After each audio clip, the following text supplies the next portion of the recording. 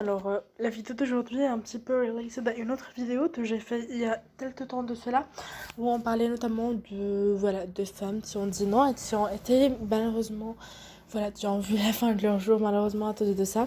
Aujourd'hui, je vais quand même refaire une vidéo où on parle d'un phénomène social et plus spécialement des personal is political. Donc, je vais un petit peu vous expliquer la situation, le contexte et tout ça. Sachant que la vidéo d'aujourd'hui va être assez courte, puisque voilà, le but est tout simplement d'expliquer un petit peu, de donner un petit peu de contexte.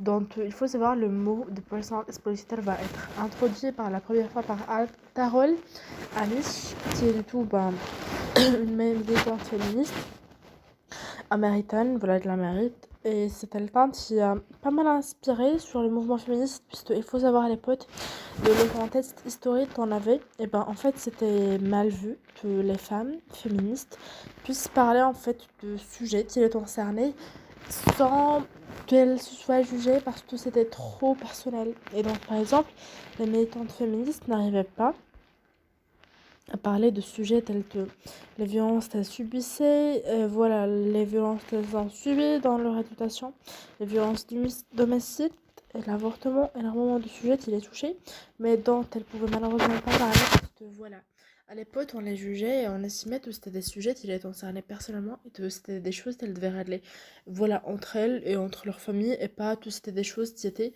à faire dans la scène politique.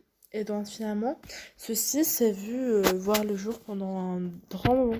Et voilà, c'est vraiment Tarol qui a introduit cette idée comme toi, en fait, les femmes avaient le droit de parler entre elles, avaient le droit de communiquer entre elles, de ces choses, avaient le droit de passer du temps où elles parlaient de tout ce qu'elles ont subi et de vraiment créer des cercles de femmes où voilà, les femmes entre elles parlaient librement de violences qu'elles subissaient et pouvaient en fait avoir ce droit-ci.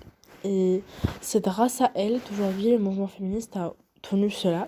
Alors il faut le savoir, Tarol s'est retrouvée en fait donner, dire une autre phrase qui est du tout en l'occurrence que ce n'était pas juste ça et que voilà, les femmes entre guillemets, et elles n'avaient pas juste le personnel politique, puisqu'il faut savoir, ce personnel hospital a vu certains problèmes, notamment avec certaines personnes qui ont estimé que des choses qu'elles n'avaient pas vécues n'étaient pas dans le mouvement féministe. Par exemple, si une personne a vécu dans une maison où elle ne subissait bien de violence, et cette personne refusait de croire qu'il y avait des violences contre les femmes.